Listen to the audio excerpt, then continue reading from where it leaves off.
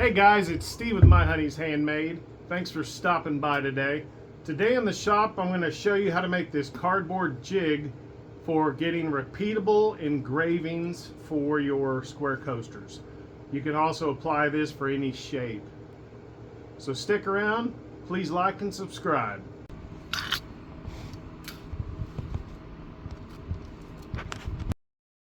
So basically I'm just making boxes that are slightly larger than the actual coasters, just slightly. Then once I've got those arranged, I lock all four of those. I right click, I select them all and lock them. That way they don't move.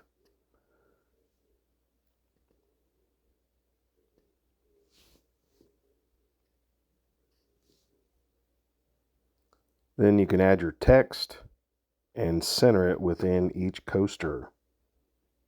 And I've already got the text hidden, so I'll go ahead and show you the text that I already had that I used for the engraving.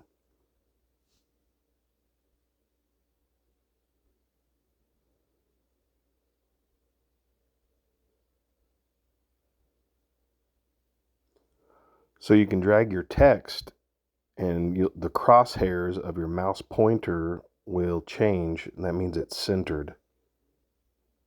So do that for 4 of these and you're ready to move on to the laser and do all your settings for your speed and power.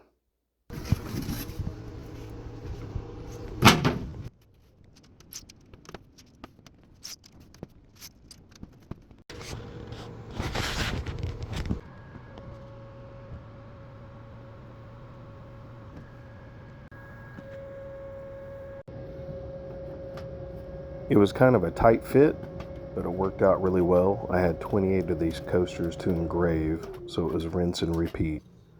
Thanks for liking and subscribing. Really appreciate you watching. If you watched this far, put in the comments, yippee-ki-yay.